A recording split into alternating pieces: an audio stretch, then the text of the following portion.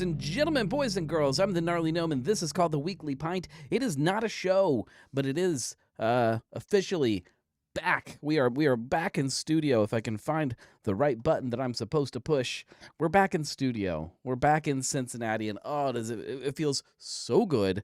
Not that there wasn't good beer in Richmond, Virginia, but there was, and I talked about it a little bit on my Whisper shows. But I'll talk deeper about it today, and I've got a blog post and all kinds of fun stuff coming. It's been a heck of a couple weeks. I'm exhausted, but I'm excited. I've got a lot of fun stuff coming, and I'm going to talk about all of those things.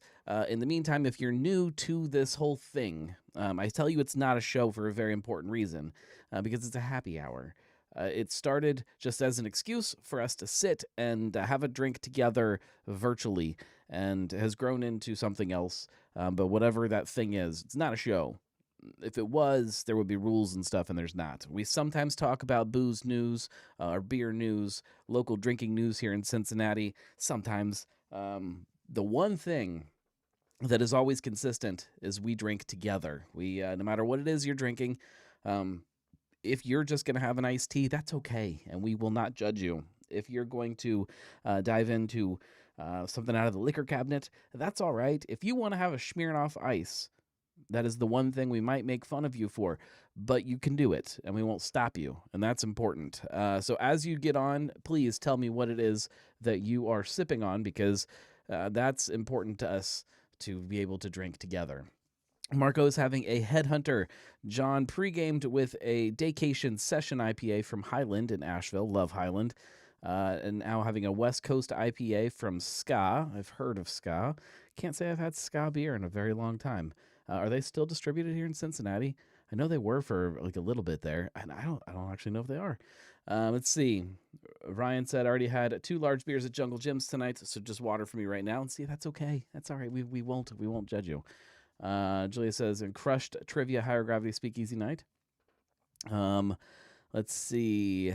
Chris is having that Nelson Keefe from Green Cheek Beer Company in a California IPA. All right, look, I don't know what it is, but it sounds good. I have a little ritual that I like to start off, I'm going to say most shows with, because again, if you remember the last couple weeks, it's been a little strange. It's been a little weird. Being out of town, being stuck in a hotel. I actually never even went in a liquor store when I was in Virginia. They're like separate little liquor stores all over the place. I just never, it seems silly to say that in 2 weeks I didn't have time, but I really didn't have time. And I was not on the hunt for unique booze. I was on the hunt for the best drinking experience that I could muster up in the city of Richmond, Virginia. That was my goal while I was there, is to figure out what it means to drink in the city. And I think I got a good grasp on it. And again, I'm getting ahead of myself. Something just dinged down here. I now have a whole other slew of devices that weren't down here before that evidently I didn't silence all of. We'll get to all of that too. As I was saying, though, I like to start these shows off with a ritual that we like to call the schnappening, and I think I made a graphic for it. Oh, there we go. It's time for the schnappening. This is where we dive into a bottle of schnapps. We sip on some schnapps, and we enjoy it. It's not always really schnapps, though. Lately, I've been on a kick, and since I haven't had any for the last 2 weeks being out of town, I had none, zero, zilch, nada, Bekarovka. That means we got to drink it tonight. If you are unfamiliar with Bekarovka, let me introduce you to a beverage that I cannot get on camera on the drink cam because I'm zoomed in too far. That's the wrong direction. Let me introduce you to Bekarovka. This is a beverage that tastes and smells like my grandpa, and it's delicious. I don't know why I'm having so much trouble lately with the drink cam. I think I need to scoot it back or something. I don't even know. I'm bad at this whole thing. I'm terrible at it. Just leave it like that.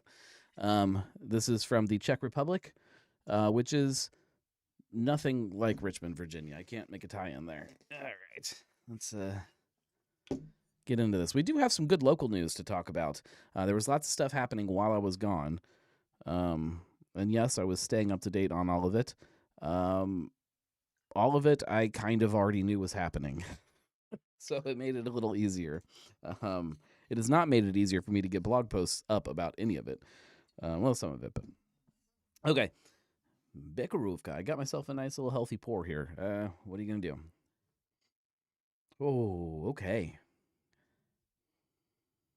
Chris says my buddy brought it from his trip out west. It was canned a week ago. This Nelson Keefe IPA. Looked it up and confirmed it is an IPA. Dan says George Gale Prize Old Ale right now. Yeah, I mean, like, I don't know how more into depth I can get about what this smells like, other than like this mix of like cedar and outdoors and like this just manly cologne. I love it. I did make a new friend from the Czech Republic while I was out of town. I didn't ask him about Bekarovka. I didn't even think about it. I should have. Mm. Shout out to Andre, my friend from the Czech Republic. I don't know that he is a listener of the show, but he did like to drink, and I appreciated that. We spent midnights drinking. He just about every night would invite people back to his hotel room. He said, "Tonight, we'll drink in my room. Come back to my room. I have wine. I have beer. We'll drink in my room." I don't know. So I think at some point everybody went and hung out with him, drank in his room, and it was great. Let's see. Chris said he also hit Russian River and Firestone Walker when he was there. Yeah, like there are some places that even if like I know the beer that we have in Cincinnati competes with the beer that is at these places, there's some places that I just desperately want to visit. Uh, let's go down that rabbit hole. One of them has always been Stone, and I know Stone is no longer a craft brewery, no longer an independent brewery. They are owned by a massive global corporation, and that's I get it. Sapporo, for anybody that doesn't know. However, they're still on my bucket list. They're still a place that I want to visit. There's a lot of places that are like that. So they have their East Coast facility. If you don't remember, if you go back in time a little bit, and forgive me if I talked about this on one of the last 2 weeks shows, it's fine. We'll recap. If you go back in time, before Stone was purchased, they were looking to expand and create an East Coast facility, and they looked at all kinds of cities, tons of cities. For the record, Drunkline is on. I don't know if I said that earlier. They looked at all kinds of cities on the East Coast, trying to figure out where they were going to put this. And they kept eliminating them one at a time. It was this big deal, big news story. And then eventually they had it narrowed down to 2 locations. The 2 locations were Richmond, Virginia, and Columbus, Ohio. Now, obviously, I think a lot of us in this area were really, really, really shooting for Columbus, Ohio. A quick little road trip, and you could go visit Stone. Everybody always talks about how great this San Diego brewery is with these beer gardens outside and this tap room and all of these beers that you kind of grew up on as a craft beer drinker. And so we wanted it in Columbus so bad. And when Columbus lost out to Richmond, it was a heartbreaker. I can say now, I mean, it would have been nice. Like, don't get me wrong. I would have rather had Stone in Columbus than Brewdog. We could probably talk about that later. But I stopped. It was the very first brewery that I went to in Richmond when I went down there. It was one of the first nights. I Ubered over there, even though as I learned later, I probably could have walked it, and I definitely could have taken a bus there. There's free buses that would have taken me right to the doorstep of Stone, but live and learn. I went there, very first thing, and it was one of the most underwhelming, disappointing brewery experiences that I have ever had in my life. The beer was fine. The beer was actually great. They even had a freshly brewed Sapporo because they make Sapporo in both of the Stone locations in the United States. That's how they make all the Sapporo for the U.S. Like really, really great beer. but everything else was just kind of lousy. It was to start off with. Uber dropped me off like way down the driveway. I had to walk all the way up to the door, so it was fine. And I got up there and looking at the patio, and I'm like, man, this is a tiny little patio. And I'm looking, and there's like a bridge, and I'm like, oh, there's probably some beer gardens you can walk through. And so I pull up Google Maps, and I'm looking, I'm like, no, that just leads right to a parking lot, and that's it. There are no outdoor gardens. There is a small-ish patio that you can sit on when the weather's nice. And when I was there, the weather was not nice. It was cold at the very beginning of my trip. So I'm like, that's fine. I'll go inside the tap room. That's probably what I would have done anyways. I want to go sit at a bar and talk to somebody. So I walk in, swing open the doors to Stone, go straight for the bar, and I realize there are no bar stools at the bar at Stone in Richmond. You cannot sit at the bar. Okay, like that happens. That's the same at Rheingeist. If you walk into the Rheingeist tap room, the main bar there, you can't sit at the bar. You can on the rooftop, but you can't sit at the bar in Rheingeist. So I get it. When you're a big brewery, sometimes you gotta get people moving through there. It was disappointing though. That's all right. I'll find a place with some people to talk to, some other, some adventurers, some beer lovers, some Stone fans. We'll have a conversation over a couple beers. So I get a flight. I don't often get flights, but man, I love getting them. And I get my flight, and I turn around, and it hits me. I'm the only person in the Stone tap room, the only one besides the bartender who left to go play pinball. What? The beer was great. Everything else kind of sucked. So I kind of walked around the tap room. I explored a little bit. I looked around, took some pictures, drank some beer. There's like a little upstairs, like lofty area. And so I asked her, I said, hey, if I go upstairs, can I see into the brewery from the loft? And she said, yeah. And I walk up the stairs. And as you're walking, there's a big giant window that looks into the brewery that ends as the stairs come up. So when you get to the top of the stairs, you can't even see out that window anymore. It's in the wrong spot. It's designed horribly. It's stupid. You can't even see it. It's not like, when you go to Mad Tree and you go into the brewery and you go up on that little loft thing, the little tree house thing, and you can hang out up there and drink a beer and watch the robot throw beer around or whatever the robot does.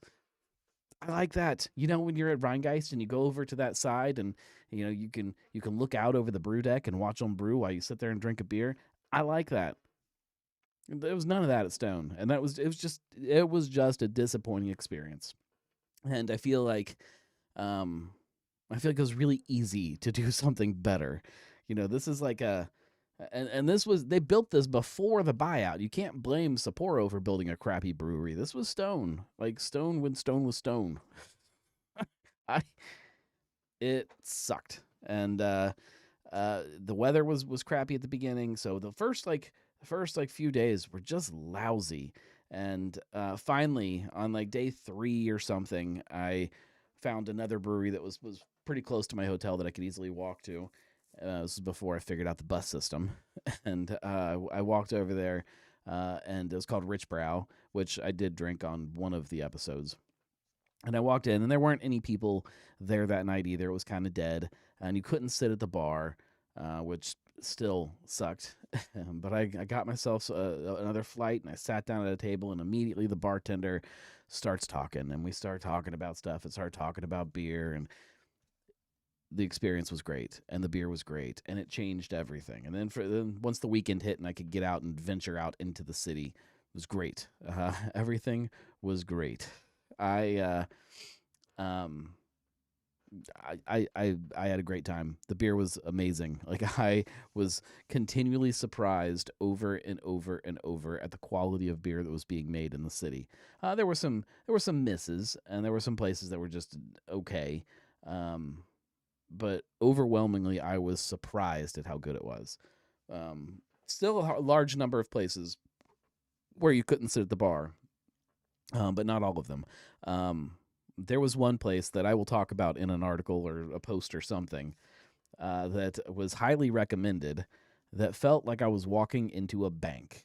You walk in, and they have little turnstiles set up, and you wait in line, and then you go up to your bank teller and order your beer, and they hand it for you, and then you shuffle off and go sit down somewhere. It was not fun. But I mean, the beer was good, but it was not fun.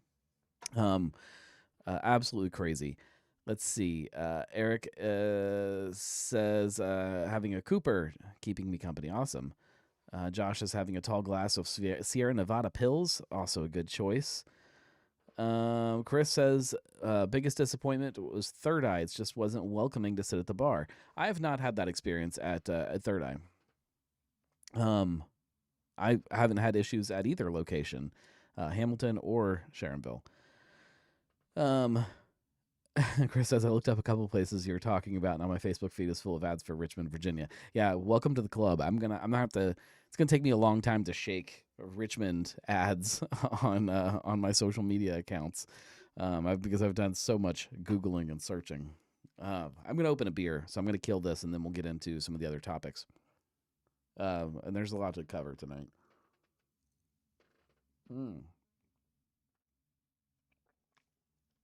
Oh, that's good. We are drinking local tonight. I am catching up because I went a long time without having a Cincinnati beer. Grab this out of the fridge. I'm actually kind of low on beer. I need to restock. I've not been to the store since I've been back. This is from Brink, little brewery here in town. If you haven't heard of them, this is their Pinnacle. This is a German Pilsner, I think. German style Pilsner, yes. I have enjoyed this beer a bunch. This might be my last one. There could be one more. I'm not sure. But man, it has been tasty. Bright, earthy, floral, little bit of spicy hops going on. It's great. Look at how beautiful that is. I was surprised at how many breweries in Richmond had really strong lager games. It's clearly something that's happening in a much broader craft beer picture than just here in Cincinnati. This says, you have found the peak of refreshment and balance. Pinnacle pairs the gentle richness of premium Ericlea, is that right? Pilsner malt from Germany with a bright, clean lager and finish. For a Pilsner that hits every high note, it is crafted in Cincy. It says it right on there. That's how you know. Yeah, that's right. You drink local. Feel great about it. Okay, let's get into this thing. Just a slight, like a really little touch of haze to it, but kind of an orangish yellow color. Oh, like this really great, like crackery, floral aroma. Oh man, oh yeah, I'm looking forward to this. First beer of the day. I drank whiskey with dinner, but this first beer of the day.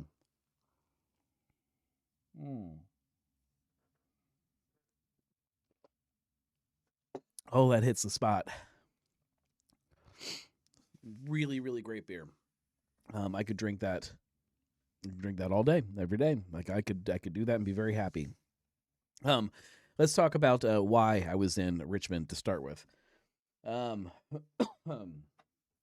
Let's see. Chris says had a lack of someone to talk to when I tried as well. We'll have to meet up there sometime. Talking about Third Eye. Yeah, like it is hard, and it's hard for bartenders too sometimes. If you sit down at a bar by yourself, I recognize that it's hard for bartenders to figure out if you want to be social and if you want to talk, or if you just want to be left alone. And I get that, especially if you sit down and you pull out your phone and you're immediately just in your phone. They're probably going to leave you alone. They were not going to bother. You're not going to have a conversation. So I don't completely blame bartenders, but I'm of the belief that if you sit at a bar, you need to be ready for a conversation, whether it's with a bartender or the person next to you. The bar is about conversing, and I get it, but you're opening yourself up just by sitting at the bar. That's my belief. Why was I in Richmond? Let's get into that before we dive into some of the local topics here. I started a new job, a new 9-to-5 job, which has been a very difficult decision for me to make. As most of you know, about 5 years ago or so, I quit my day job. A lot of it was to be home with my kids more. Part of it was to be able to to be able to do more things that were gnome related. And so this decision to go back to working a 9 to 5 was difficult because, number one, it means I'm not home with my kids as much. And number two, it means that I'm going to be spending time doing things that are not gnome related. The thing that pushed me over the edge and convinced me to do it, number one, my wife telling me I needed to. But number two, it actually frees up some time.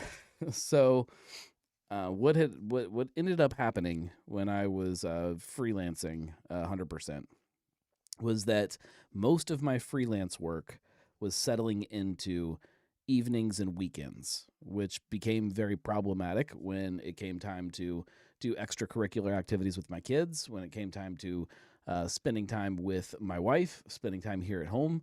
I got to spend plenty of time with my kids, putting them on the bus and things like that, and getting them home and hanging out with them after school. I got to spend lots of time with my kids doing things like that. But I didn't get to spend a lot of time sitting down for dinner or going and doing things on the weekends. That started to get pushed off with actual work. And then I started taking jobs that I didn't want to take just because I needed to take jobs, and it fit into a piece of my schedule that worked. And it was completely counterproductive to every reason that I wanted to not be working 9 to 5.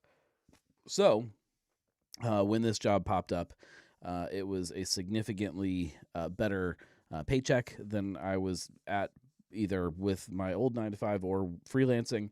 Made more sense, great benefits. And it's 9 to 5. And before 9, before 9, we're getting ready for school. After 5, it does still free me up to be the gnome and shoot gnome things and do gnome stuff, but just the gnome stuff that I want to. None of it needs to generate money. It does, and this will all kind of pay for itself always, but it doesn't have to. And I think that freedom opens up the door again to kind of feel a little different about some of the things that I'm creating. And that is a good thing because it gets really tough when you are trying to make things that make you feel good. And there are days that you have to make things that you just have to make. None of this is to say that I'm not still freelancing, because I am still taking client work. But the client work is going to look very different. In fact, right now I've got this documentary project, which I hope you guys have heard about. It's been, I don't know how many hours of my life over the last few years, but it has been a huge project. It's called A Light in the Tunnel. It debuts, finally, we have it on the calendar. It debuts on May 2nd at Urban Artifact. There is definitely one showing. If one showing sells out, we may have more than one, but as of right now, there's one showing at 7 p.m. at Urban Artifact. And if you want tickets to go to that, please get tickets to go to that. They're $10 a piece, and that all goes to the Brewing Heritage Trail to help them with their projects that they are doing. Go to thegnarlygnome.com/a light in the tunnel, and you can get tickets to that. I'm super excited about finally sending that thing off into the world because it has been an insane undertaking, way more difficult than I ever thought it would be. Those are projects that I like. Those are projects that make me feel good, that make me want to do things with people. I won't call any other jobs out, but that's the stuff that I like doing. Chris says, hopefully it hits Prime to outperform Melania. I don't think it'll hit Prime. Although if Prime wants to buy it, reach out to, I guess, to me. I don't actually know how that actually works. We'll have to talk to the Brewing Heritage Trail. But put that on your calendar, May 2nd. It will at some point live on YouTube. You'll be able to view it, but I don't know when that'll be. For now, it's going to be way more fun to view it with other people and the people that were part of the project, and we're going to do a big Q&A thing afterwards. It's going to be a ton of fun, and you can just sit and drink beer while you're watching the documentary, which that's going to be more fun. I mean, I guess you could do that at home too, but not as fun. Let's see. What else is coming up? A Pi Day. Pi Day is coming up on the 14th. We are finally back with a Pi Day celebration. If you remember back a few years, we used to always have a big Pi Day event that was always held at Fibonacci. Now, because Fibonacci is for sale and ownership is kind of trying to back themselves out of the brewery and let other people kind of run the place and be the face of the place, they are not doing Pi Day anymore. However, if there is any other brewery in town that it makes sense for them to do Pi Day, it is definitely Urban Artifact. These are, as I call them, the masters of fruit in town. They know fruit better than anybody else. So the pie eating contest is being carried on. The torch is being carried on by the folks at Urban, and they reached out to me to host the event again. We tried to get it together last year and couldn't make it happen just because of scheduling and all kinds. It was just a little too chaotic. Life was too chaotic at the time for all of us. Now things lined up and it's back. So put that on your calendar. It's going to be on the 14th in the afternoon at 1 p.m. That is a Saturday, this coming Saturday. I will be there and I will be hosting, and I will try to come up with pie jokes, at least 3 pie jokes that I will work into the event. It'll be a ton of fun. We do have other urban news that we'll get to in just a few minutes. First, I need to drink a little bit. It's hard just talking by yourself and not being able to take a drink.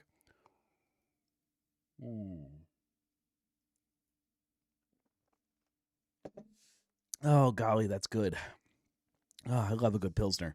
Other big news while I was out of town, something that Julia says, if you can't think of any pie jokes, dad jokes will suffice. Yes. Now, I got a whole list of pie jokes. I can't ever remember them, so usually I take a piece of paper and I either tape it to, like, my sleeve, or I usually have a megaphone too, because we're outside. I don't know where we're doing it at Urban. Might not be outside. Might not need a megaphone. Last time I taped a piece of paper on the megaphone so I could just look at it. That helps me remember things. While I was out of town, big news down at the banks. I'm sure all of you guys saw this one. The Lager House becomes, well, the Lager House. I think that this is some of my the more fun news that I've heard in a while. I'm going to be honest. We've been calling it the Lager House for a very long time in my house.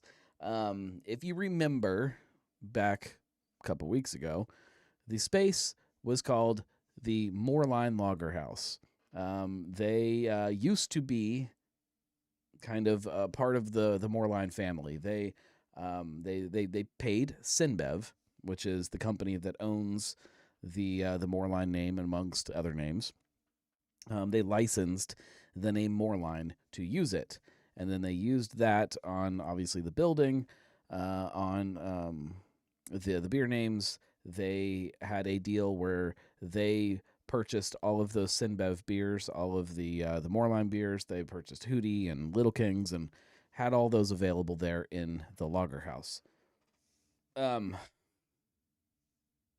There's no reason that won't continue either.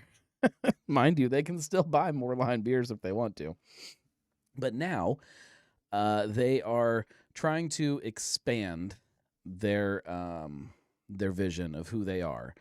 For a very long time, they tried to illustrate Cincinnati's brewing history through the Moorline brand. Now they've shifted, and in a way that I think is brilliant, they are still leaning into Cincinnati's brewing history through the history of brewing, all of these breweries and the breweries that still exist today, but also like this tie to, if you remember back to where Cincinnati had these resort houses that sat on top of the hills around the city. There were these inclines that would lead people from the basin up the hills to these beautiful resort houses. People would gather there, they would eat, they would sing and dance and drink heavily.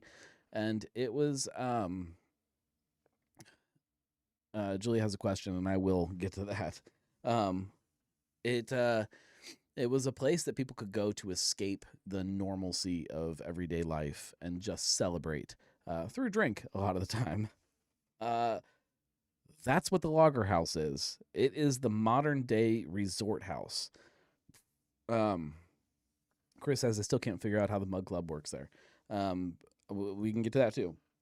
So, uh, they're leaning into that kind of personality of the space.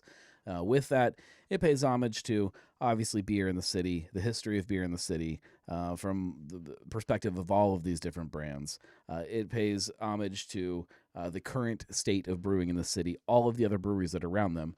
Um, they want you to be able to go there and get other beers too, not just their beer, which they do brew their own beer and always have brewed their own beer. They want you to be able to get other things too. Um, Chris says, I am a member, but how do I prove it? I think you have to register online somehow. I believe they can probably do it in the tap room, take your name and stuff, or you just show up with one of the mugs and that works too. Um, uh, I think I think it's a good move. So Julia asked, wasn't Lager House Brewing Bay of Bengal, OTR, etc., or were those actually under the Moreline name?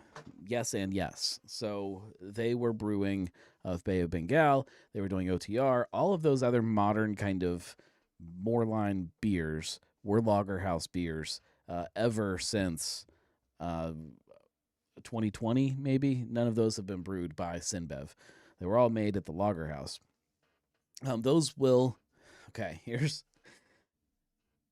technically, I believe technically they are changing all of the recipes. I believe. And just updating them to make them a little more, to give them some new personality, we'll say.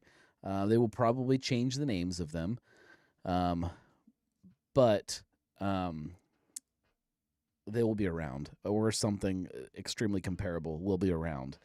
This does open them up to brew things that they weren't making. So things that Moreline was making, the Lager House didn't. So there was not, just a straight German Hefeweizen or a cream ale or, a Doppelbock.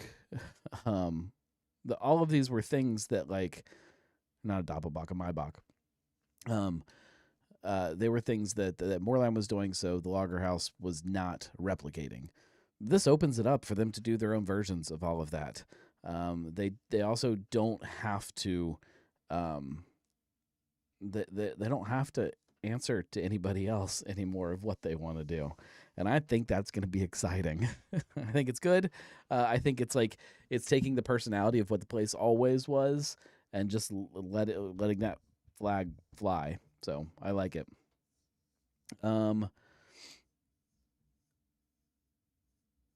Chris says Montgomery Inn was originally slated to be in there. There was a lot of places that were slated to be around there.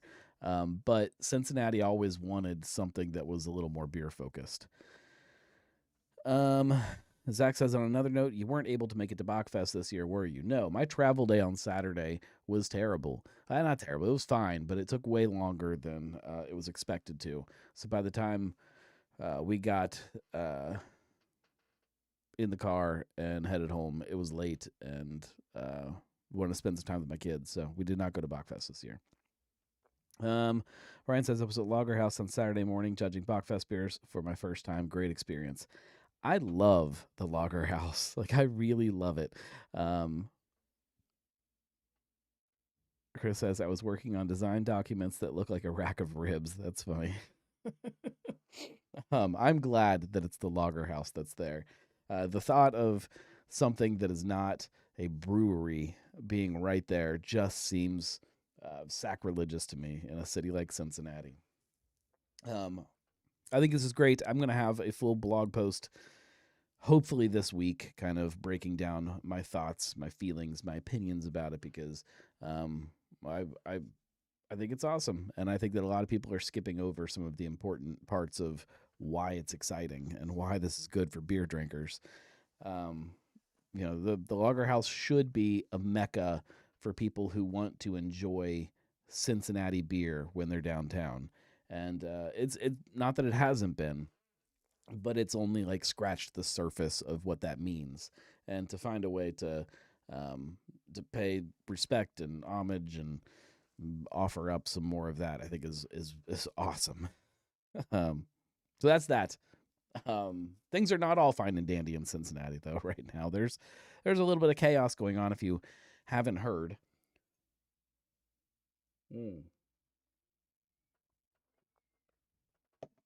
because right now we are what? How many days away? Um, 11 days away from technically the possibility that THC, hemp derived THC beverages will be illegal in the state of Ohio. Um, the THC battle wages onward. There's my Mike DeWine battling a hemp plant. Look, there are several breweries here in the state of Ohio and a distributor here in the state of Ohio that have pointed out that they don't think it's completely legal or legal at all for the governor to take a bill and to strip out part of it that he doesn't like and then pass that bill. You can't line item veto something like that and then just pass it. They are saying that is not kosher, that it's illegal, and it needs to stop, especially since it's going to hurt their business. Now, there's a couple of these that'll sound familiar. There's one called Cycling Frog, which I've seen on shelves. I've never tried their product. Serene Distribution is the distributors. We know Serene. They put out lots of great products here in town. But in this lawsuit is also 50 West and Urban Artifact. 50 West is making it very clear that their sunflower makes up a huge part of their business now. So big, in fact, that if it becomes illegal, there is a high likelihood that they are going to have to close their Chillicothe tap room. Business will not keep sustaining that. It's going to shut down, and the people that work there are going to be out of work. And it'll do God knows what to downtown Chillicothe. Ooh. It's not going to be good. Julia says, still haven't seen anything on where the hell I can go to sign these petitions. I need to sign so they get their 250,000 signatures. If they send my John Hancock, where can I go? It doesn't seem like any of it is going to stop it at this point. It's got to be the lawsuit. And then Urban Artifact is also in this lawsuit. They are saying they've already lost 1.7 million for the year from their co-packing business, which a big part of their co-packing business is co-packing THC products. They had to lay off 6 employees and 1 contractor, and more are coming if this goes into effect on the 20th. If it goes into effect, nothing changes. Existing businesses that are making this stuff here in Ohio will have to destroy the product that they have, take a loss on that, and stop producing it. And it's been a lifeline for a lot of these businesses. It's not funny. It's not lighthearted. It's not a fun news story. It is disgusting. It's a horrible example of government overreach. And as much as I don't consume a lot of THC products. I don't care that much about THC products as a consumer. But this idea infuriates me, and I just don't understand why everybody isn't up in arms about this. Let's see. Chris says technically governors can. Michael points out it has to be on an appropriations bill and or have to do with the appropriation of funds. I mean, that's what the lawsuit is about. The people that are suing the state say that he can't do it, and he's saying I can. So I guess this is how you figure out who's right and who's wrong. I guess I can't understand why, after after we went through what we went through with COVID, and they shut all of the businesses in the state down, told them it was going to be for 2 weeks, and then it wasn't, and did permanent damage to a lot of those business by not allowing them to operate. I understand that there was theoretical safety involved. I get it, but a lot of businesses didn't come out on the other side of that. The fact that that happened, I thought meant we would never make the same mistake again. And yet here we are making the same mistake again. And it infuriates me. Like, it does not even, it makes me want to go drink a bunch of THC beverages to support the places that are making the THC beverages. I don't know what else to do at this point. I've clicked on all kinds of links that have been sent to me to try to convince lawmakers to stop. I've written emails. I don't know what else to do. The sad part is that Chris says if only the elected officials were to actually do their job. Some of these people, I think they are, and that's the scary part to me, is they think they are doing a good job. I hope. The alternative is not great, but God, it's infuriating. That's the only word that I could think of to come up to explain how I feel about it. And I don't know what's going to happen. I don't know like how fast something like this moves. Yeah, I don't know. I was talking to somebody. I've actually talked to a few people about this, about the idea of shifting business to different places. A place like Rheingeist, it's fairly easy for them to shift their THC business because they can just shift the place that makes the product if they want to keep making it. They had not started producing it themselves. They were using a co-packer, Urban Artifact, and if they want to keep making it, they can just produce it in a different state, and then you can go to that state and buy it there. It's ridiculous, but that's what they can do. Estasi is the same way. They produce it outside of the state. They make it in Kentucky. And so now you'll still be able to get it. You'll just have to go to Kentucky to get it because it's still made there. I don't know how feasible it is for a business like Urban Artifact to just open a business in the state of Kentucky, and it's a small warehouse that just produces THC beverages. I don't know. And then you have to go to Kentucky to buy it. I don't know if that makes sense. I don't know if it's a way for a place to still keep things working. I have no idea. I'm sure that they have explored all of those thoughts and ideas way more than I have. I did talk to Bobby from 50 West a little bit in the last couple weeks. Not even about this topic, about another topic that we can talk about if you want to. About this shift in beer at the Great American Ballpark. I talked to him a little bit about that, and he did say he'd be more than happy to come on another show and talk about what they're dealing with anything. And maybe it's time that we do another one like that. I wanted to do like a round table and get the local producers of hemp-derived THC beverages on the show to talk about kind of what the industry is and what's going on. And I just haven't been able to find time. So, yeah, it just didn't happen. It's a story of my life with just about everything lately. Zach says, I just heard how it costs so much to test before distributing on Blake's podcast where he interviewed Kelly out at Third Eye. Yeah, it's super expensive. To get the license to be able to produce it is expensive. To test it is expensive. All of it's expensive. Test it. He says, I guess Third Eye was going to do one, but that didn't work out. Yeah, they did one. Mystic Groove. You can get it in the tap room. It's there. Unless they sold through it all already, which would be great for them. It won an award. I never got a chance to try it. I mean, I had the chance. I just didn't try it because I like beer. But yeah, they made one. I think a lot more places would have been making them too. If, in fact, I know a lot more places would be making them if the industry was not doing what it's doing right now. I mean, Madtree has admitted that they were working on one.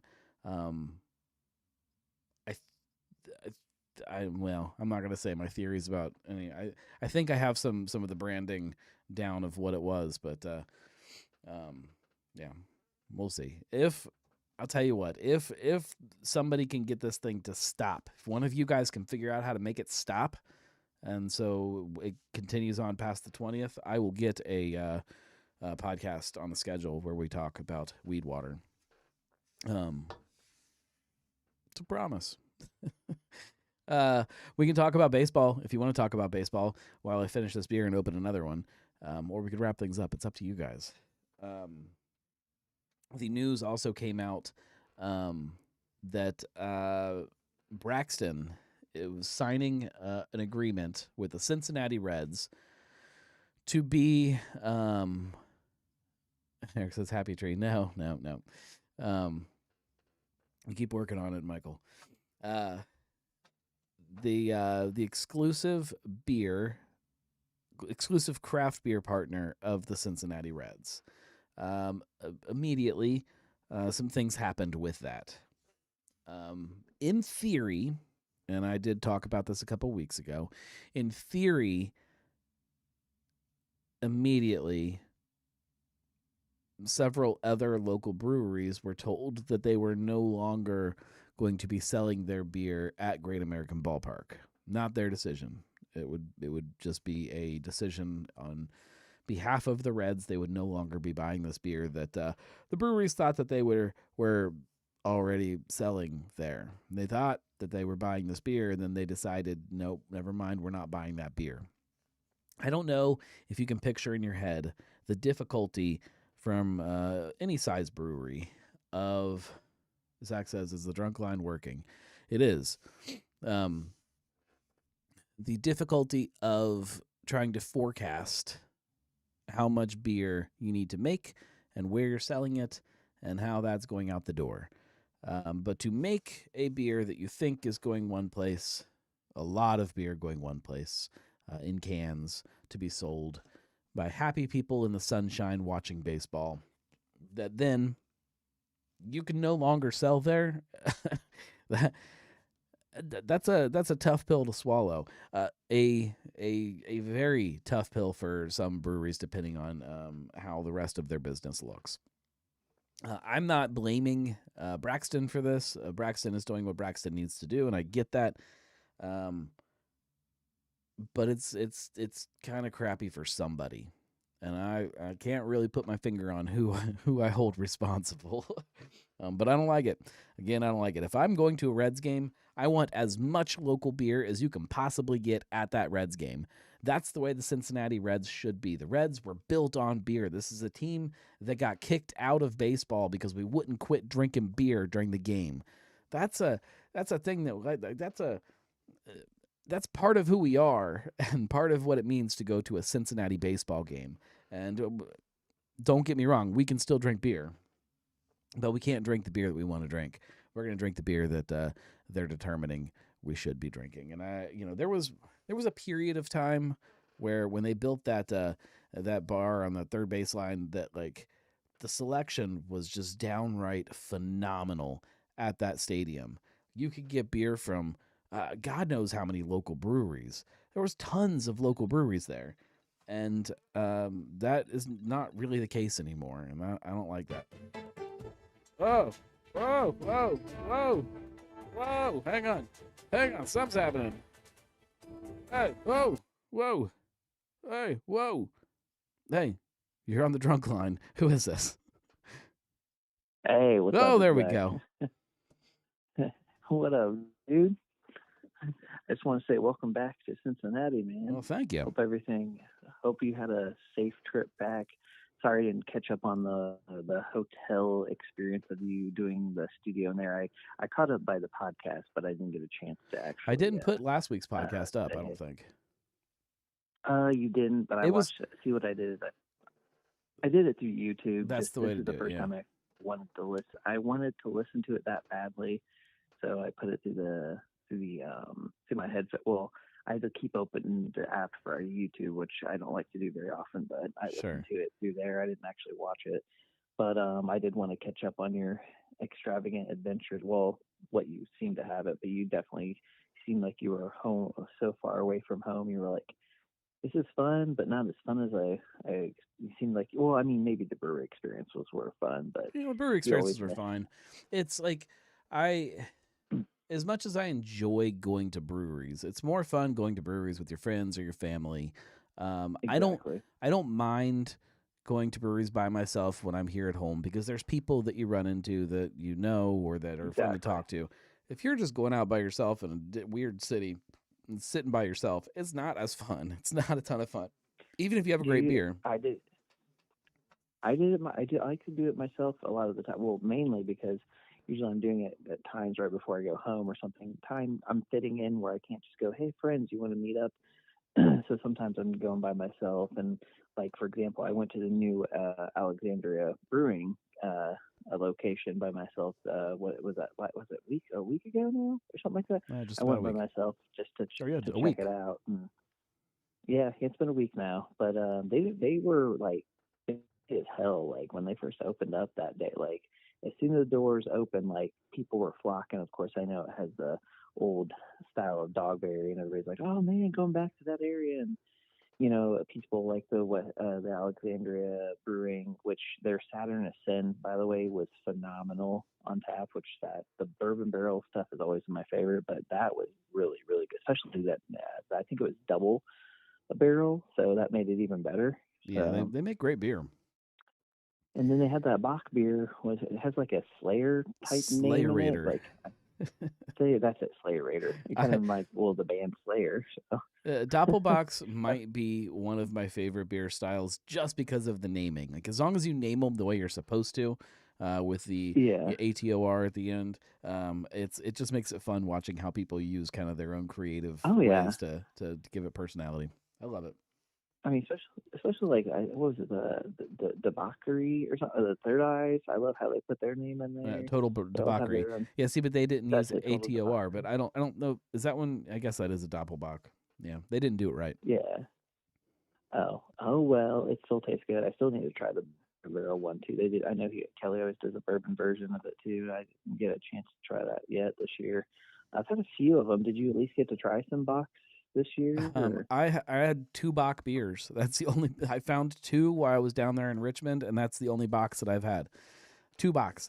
yeah, I will find a couple yeah, more well, now, but no, I'm sure. it was not a Bach filled weekend for me. Well, I went to. I'm trying to remember the name of the. I had. Well, I went to a fish fry with my family on Friday, and it was like an old school style Bach, and I was like, oh my god, this is really good. Yeah. Um, I'm trying to remember the name of it. I'm looking it up real quick as before, so I can at least talk. Oh, Polinaire Salivator, Oh I think is yeah. what it's called. Yeah.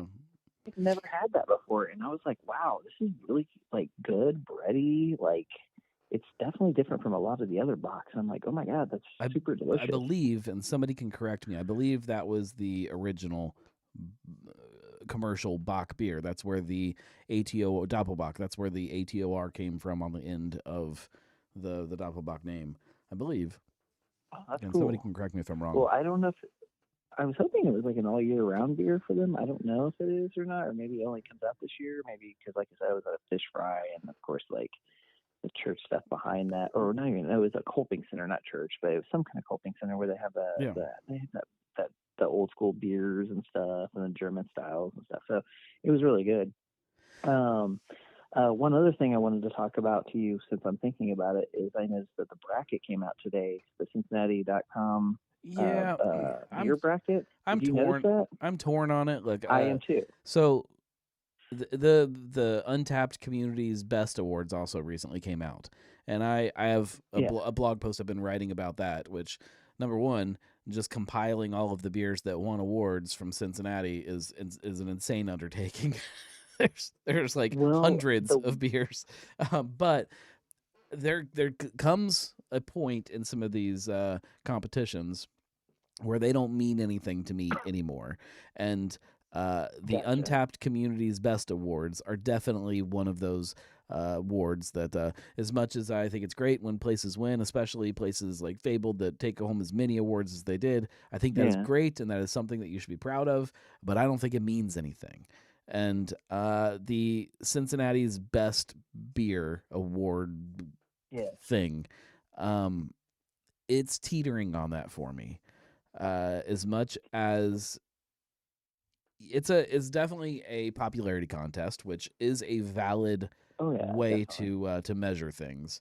Um, but to assume that this is the best beer in the city, I think that there needs to be um, more gravitas, more more judgment that goes into calling something that. I think that that term should mean something. Um, I mean, you got like a Cincy Light versus another light, and you're like, wait a minute, what? And that was for Rhinegeist, and I feel like they have so. I mean, Cincy Light's good, but they have so many more other better beers. Sure, but like And then, if you're saying that this is the most popular beer at Rheingeist, that's yeah. fine. That's fine. Well, here's the problem I had though is they threw Braxton in, and it was under the name Garage Beer, but I'm pretty sure Braxton doesn't have that anymore. Braxton does So make a how's that? garage beer. Yes. Okay, do they do I feel Garage like Beer? we've I talked thought they about it were on the done show with before. it. Uh, sort of. So Braxton does not own any piece of the garage beer company anymore, and most garage beer, a Gotcha. by far the majority of garage beer is being made other places. However, in Braxton's tap rooms, you Okay. can still get a garage beer that was brewed at Braxton. It still Okay. exists. So, Because at first I was like, wait a minute. and if So it's still popular in their tap room, okay, I get it. If they want to call it their most popular beer, that's fine. But that doesn't mean it's the yeah, best beer in Cincinnati. And I don't think that Braxton would say that it's that's their true. best beer. And that's the thing that I struggle with. If you take two beers that you have made or that you make on a regular basis, maybe even if you make the stipulation that it has to be core beer, and you pick two and you Yeah. say, hey, here's our two best beers that you can always get on tap or usually get on tap, and let those compete and have some kind of popularity contest and judging that's going on at the same time. I don't know what the process is. That's why I would never do it. I don't either. My process when I do I mean, Oktoberfest is I drink every single one of them and I try them and I say this one mhm. was the best one this year. That's how I do it. Well, I still like to vote on them. I am really happy they put Glendale House on there this year. Yeah, I don't know if they've ever been on before, but they got added to it. And of course, Third Eye has their beer, the Twisted, and whatever that one is, a pretzel beer.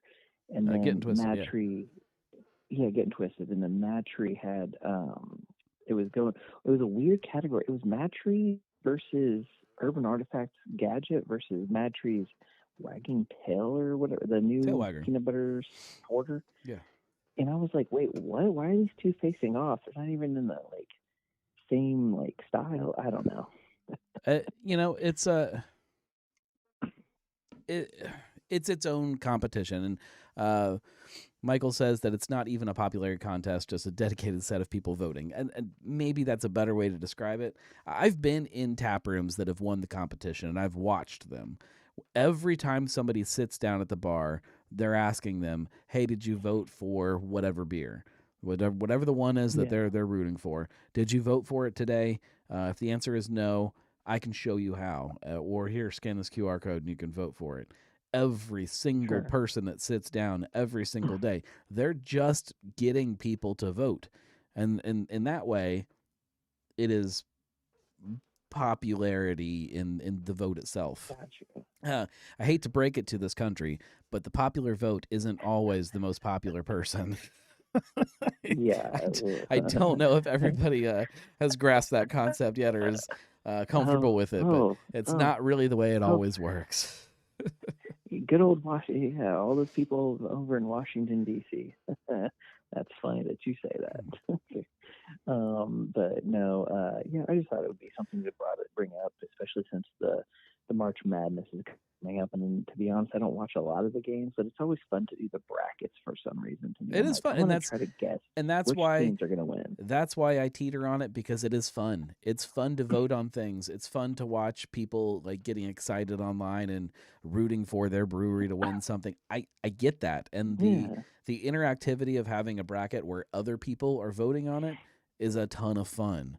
When I do no, my bracket, definitely. there's no other vote. It's just me making this bracket of what I think, and there's control in that, and there's, in my opinion, more truth in that. But it's not as fun. It's not as fun for everybody else. So like I get it. Did I you end up Did do. you end up doing it last year, Yeah. or do you do the bracket thing every year? Yeah, Did you Oktoberfest. win? I forget who won last year. I think did Third Eye win last year? I No, don't know. Somebody Esoteric won last year. Esoteric won last year. Esoteric. That's right. That's right. I'm really glad that they won too. Did you end up winning? I mean, do you ever go, oh man, I picked the right one, or That was not the one that I did you thought was not the get that best. far? No, Ah, I thought which one West did you Side. think was I the thought best? West Side was the best this year. But Gotcha. yeah, the final judging. That's the way it works. Is great beer. And Don't get me you have, wrong. Esoteric made the finals for a oh, reason. sure. Um, Marco points out, or Hearth Brewing being named the best new brewery by USA Today. Great example. Look, I don't. What is it? USA Today put out they put out a reader's choice of the best new brewery Yeah. in the country, and Hearth Brewing in Harrison won it. On one hand, Huh. are they the best new brewery in the country? I I don't know. I don't think so. I don't. If I was going to guess, they're probably not. But they're a great brewery. They're fine. They're great people, and I'll be damned if somebody writing that isn't probably great for them. So it's hard to be upset about it because it's good for them. But is Sure. it an accurate statement? No, it's not an accurate statement. And at some point, like, how have we gotten to this level where people are writing things just because it's going to generate clicks? Like we gotta let go of that. Mhm. We need to be truthful with people around us. If we're gonna say something, it needs to be something that you personally stand behind. And when you're making articles like that, where you're just like, well, we looked at Yelp reviews and Untapped reviews, and we averaged them out, and so that's now the best. Yeah, that's Sure. not the way it works. That's not the way that It's word opinions. works. If you're saying something is the best, it doesn't mean that it's this mixture of these other arbitrary things that you put together to determine that. That isn't the way the world works, and we gotta find a way to get back to having meaning behind stuff. And if I'm gonna It, say something is the best, I'm gonna stand behind what I'm saying. sure. And like I said, it all comes down to opinions at the end of the day. Anyway, it's like I could like a beer that you don't like, and then it's just like, this is so good though, and sometimes you just can't always talk that person into liking that same There exact beer that you like. there is a measurable things that you can use to determine if a beer is good or bad. If you're Yeah. when you're talking about beer styles, at least there is a measurable way to do I that. mean, I'm not gonna lie, I look at Untappd. I mean, I have an Untappd and I tag all my stuff in, and I look on there. I don't let any numbers affect me, but if I do see that it has a pretty high rating, and I'm like, should I get this or not? Like, say I'm picking a couple cans off the shelf, or I'm like, okay, because I like to buy singles. I've talked about this before, so I'm like, okay, am I gonna get this over this? They both sound good, but usually, sometimes I'll look at it to see what other people on Untappd have said. Like, well, not what they said, Right. but just the rating. I'm like, okay, they made it a little higher, and if I know it's the style of beer that I like, I'm like, okay, I'm gonna pick this one over this one. Sometimes I'll do that, So but I don't I let it just affect want it to know 100%. why. I want to know why people are. That matters way more to Yeah. me than what they are what they're rating something. I don't care if you think something is a 4 or a 3 or a 5. I want to know why you think it's a 4 or a 3 or a 5. If you pick up a I beer mean, and you're like, man, this stout is super roasty, I give it a 3. sure, The 3 doesn't mean anything to me. The fact that you said it's super roasty gotcha. actually gives me some kind of data that I can then deal with and I can understand and I can use to affect my decision. But if I get on And Untapped and I look at yeah, all my friends and all of them just have these stars next to stuff, none of that means anything. It does. well, that's why I make it a habit to write about it myself. I'll Yeah, but usually that's say that this most has this people in it, don't. and I like this. By Oh, far the majority of people are not writing anything on there. They're just hitting a star, and that's true. people will rate things higher if it's more rare, or if it's a little more flavorful. So pilsners are going to rate lower than a And big stout or a big IPA. It's just the way it I is. know people who rate stuff higher because it's their favorite brewery. I do know facts for a fact, which is which whatever. which you should. That's of course, like if something I is your mean, favorite and somebody asks you how many stars it is, it should get more stars, but yeah, that also shouldn't mean anything to anybody. well, true. I mean, it just there's some people I know who like it's their favorite brewery, or maybe they're like they're what is that word for when people put money into a brewery to help it go? I Investors, forget what that's called. Investors, yes. I know some people who are investors who rate the beer from a certain brewery higher because they are investors and they of love their course, beer too. On top of that, of so course. they'll give it like a 5, and most people are like, "Why'd you give that a 5?" Something like that. But I did it because it's your favorite brewery and all that stuff, and Of course, and that's so that's. I mean, on a deeper level when you're trying to read people's opinions about stuff. Like, that's why disclosures are so yeah. important. If somebody works somewhere, if somebody is an investor somewhere, if somebody has friends somewhere, if somebody was given a beer for free, if somebody had a Sure. really great dinner with that beer, all of that stuff should be things that you're talking about, because it all affects what you're saying about it. You just need data. Just the more data that you can be giving people that are hearing your thoughts and opinions, the better. Oh, definitely. I mean, I myself, when I go, there's times where I've drinking so many IPAs, but like I'll usually give them anywhere. Like, say, I like New England IPAs, and so I might drink one. I'm like, okay, that one tastes pretty good. That tastes pretty good. But then there might be one I'm like, okay, that IPA is really good. Like I had one not too long ago.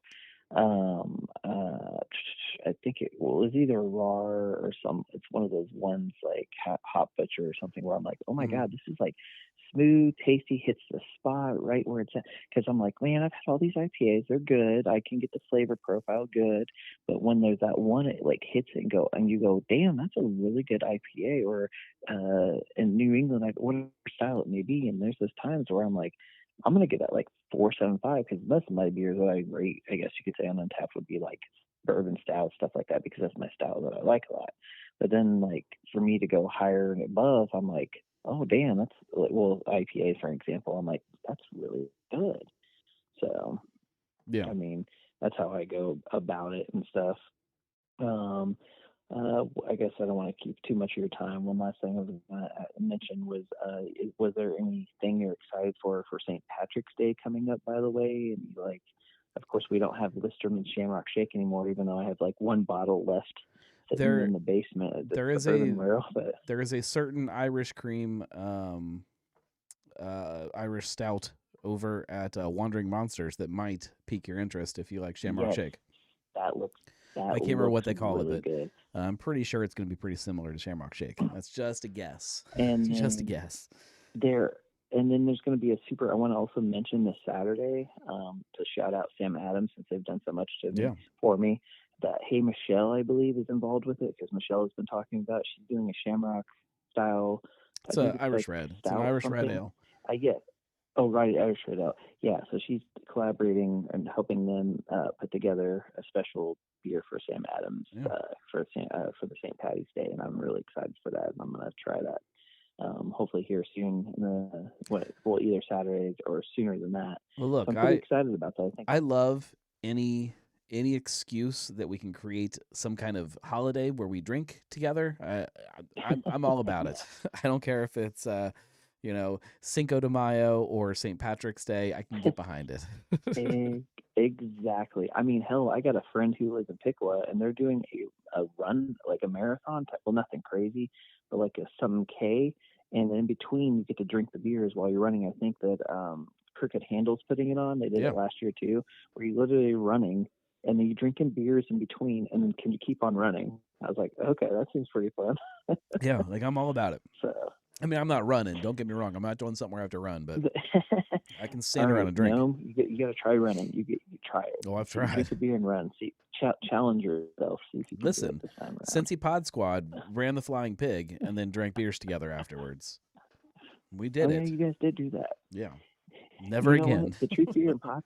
You guys, the truth, beer, and consequence guys. Maybe I don't know if it's too much work to do. Maybe you guys should do a basketball bracket this year, especially since Oxford, Ohio, is undefeated. That's right. The my so you guys should probably do, since you guys do the football thing. Maybe you guys could do a bracket for March Madness, and Yeah. I don't know how long it would take you guys, but that would be fun. If you But, go back on the podcast, that is, like, they make it sound like you're not coming back or something. well, I don't know. they won't invite me back. They got mad. They literally kicked me off the show. Oh my god! But We're not anyway, talking on that about note, that. I'll leave you. Oh, If I is that ever a show sad back story? up on the show, I'm gonna have to crash the show and just kind of show up. I'll probably have to bring my own microphone too. Hey, it could be like Scrubs, where Scrubs is back again. You know, I didn't watch Scrubs as much. I do like the episodes, and I watch the new episodes. I still like them. Some people really like the new episodes, some people don't. So it's like one of those ones where you leave for a while, then you come back, and then people like you again. I don't know. Yeah, we'll see. But Julia you gotta just say, I'm posted that back. I'm never coming back to Truth Beer Pod, so never come back. Oh damn! Banned from the show. What did you do to them? We, Who did you scar? we don't talk about it. It was one too many joke about things that we don't joke about. Well, just like you talk about Bruno. Do you get that since you have kids? I don't know. Yeah. We talked about Bruno. That's it. We don't talk about Bruno. Yeah. I didn't know if you got that because of kids. Yeah. All right, man. Well, I'll let you go so you can wrap everything up. I just wanted to say hey and welcome back to Cincy. Well, thank you. We'll talk to You're you soon, welcome. Zach. Hopefully we can hear another Cincy Brewcast soon. At some point. It's coming. Well, hey, you got your magazine. Hey, you got your magazine coming out soon. You're going to be super busy. That's right. Was it April? We'll see. It's next month. No, it won't be Next out in month. April, but it'll be out spring-ish, we'll say. Oh, so now it's an ish. Okay, that should always be been part of the ish. first episode. It's ish. It's always I been thought you ish. said April. I No, thought you said everything is April. ish. Okay. All right. Thanks for calling in, Zach. All right, no problem. Take it easy, brother. All right, later. Cheers. Everything is ish. Haven't we established that in craft beer? Julia says drinks were bought that should never be bought. That is definitely true. We're gonna wrap things up. The craft beer is still alive and well, and like I see it, and there are places where it feels really good, but then there are things that just right now are going on that I think requires people to be maybe a little bit more gosh, I don't even like we need to be more on top of it. We need to be paying attention to the things that are happening to the places that we love. We need to support the places that we love. I guess write your congressperson. I don't even know if that is doing any good at this point. I don't know what the solution is. I just drink local beer, support the places that you love, buy a beer for somebody that you think needs a beer. Be kind to each other, for the love of God. Just be kind to each other. Sean says, "What do you mean you're done?" Yeah, I got to get up early. I got to get up early for work now. Like it's insane between getting the kids ready and getting to work on time. I got to figure this whole schedule thing out.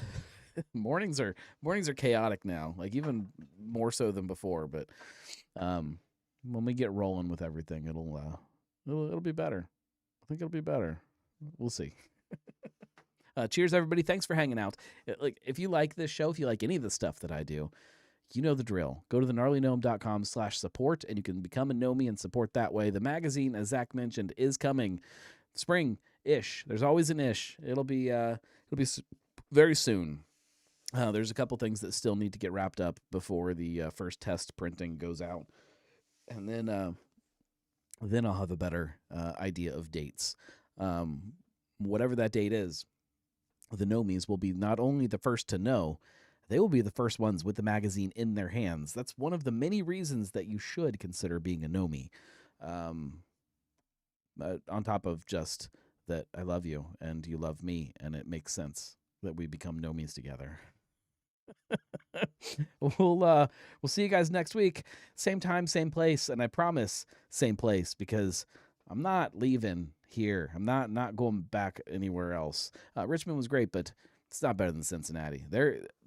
Every time I leave this city, I come back with the overwhelming understanding that Cincinnati is not only my favorite place to consume local beer, it is the best place to consume beer anywhere I've ever been, and anywhere I will be. So we're lucky. Cheers, everybody. We will see you next time.